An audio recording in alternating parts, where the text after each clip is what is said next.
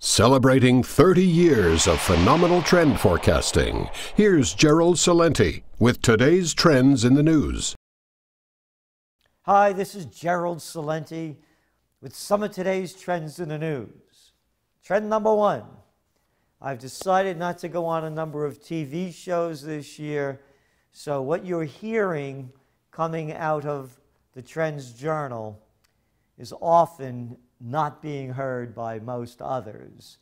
So we've turned down a number of engagements because I just don't want to do it anymore and be on those shows. And I'm not into arguing with people. You know my motto, think for yourself. I don't care. You know, it's your own trip. I'm not telling anybody what to do. So why get in arguments and why waste my time? It takes a whole day to go back and forth to the city, and it's just not worth it. And I'd rather give the information, provide the information first, of course, to Trends Journal subscribers.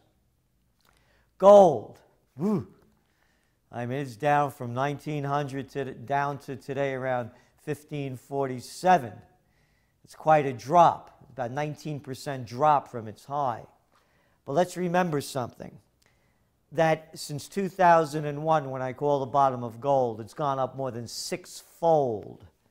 And according to Bloomberg, bullion's 7% gain means it's on track to beat stocks, bonds, and the dollar for a second straight year. So is there going to be a continued downturn?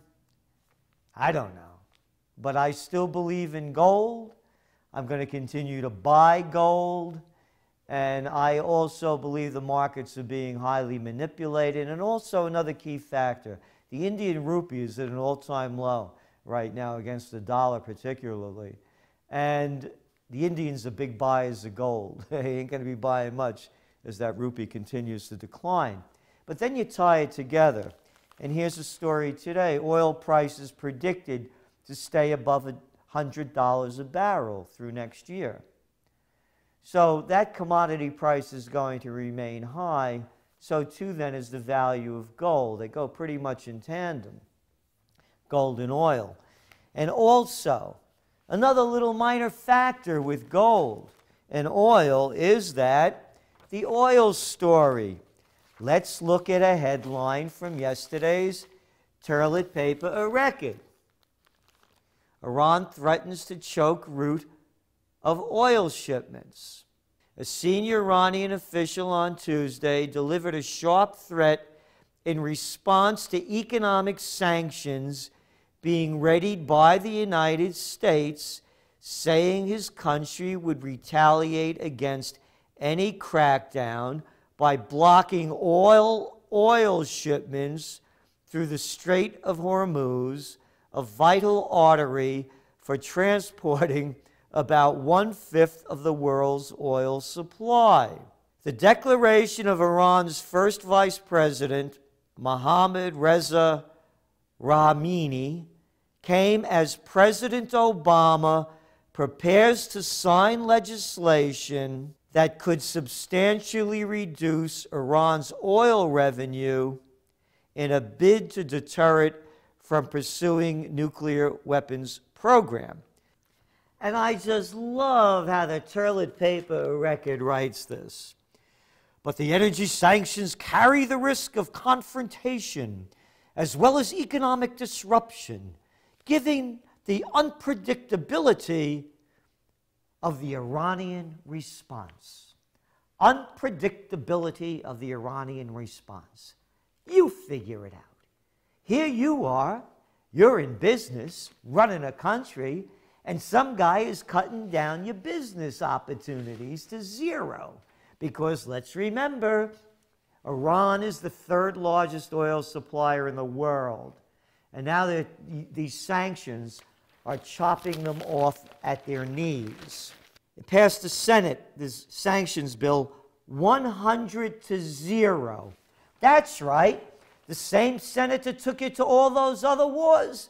They're on the warpath again. This is an act of war. Let's get this straight, folks. I don't think anybody thinks we can contravene the laws of supply and demand any more than we can contravene the laws of gravity, said David S. Cohen, who, as Treasury Undersecretary for Terrorism, can you believe this baloney, and Financial Intelligence. Oh yeah, David S. Cohen, the guy endowed with all of these special wits to be the Undersecretary of Terrorism. Not to confuse him with the Oversecretary of Terrorism. We have flexibility here, and I think we have a pretty good opportunity to dial this in just the right way that it does end up putting significant pressure on Iran. Isn't that wonderful? They got their hand on the dial. You know, the same experts that had their hand on the dial in Iraq. They got their hand on the dial in Afghanistan. I'll tell you what they got their hand on. Already analysts at investment banks are warning the possibility of rising gasoline prices in 2012 due to the new American sanctions and complementary sanctions under consideration by the European Union. Isn't that wonderful that these people are deciding your life? And guess where they're taking it? They're taking us to war. This is out of Haaretz, the Israeli newspaper. Here it is, right from the Israelis. Israel-U.S. discuss triggers for military strike on Iran. Israel and the U.S. are discussing red lines, that's their language, in Iran's nuclear program that, if crossed, would justify a preemptive strike on its nuclear facilities. According to the report, Israeli ambassador to the U.S., Michael Oren, filed an official complaint with the administration following a speech by U.S. Defense Secretary Leon Panetta a few weeks ago warning against a military strike in Iran. So here they have it. We even have our military defense secretary saying don't attack, and this guy issues a complaint. Who are we to say not to attack? After all, it's only our money that goes over there. What?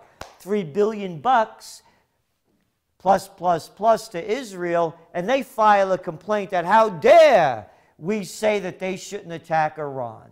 Hey, if you want our money, Jack, you know, you got, or Mr. Oren, oh, excuse me, Mr. Ambassador, you know, if you're going to take our dough, you got to listen to our talk a little bit. Forget that. It looks like they're both teaming up for a strike. And if they do, I've said this before, I'll say it again, it will be the beginning of World War III. And that gold you have, it'll be worth a lot of money.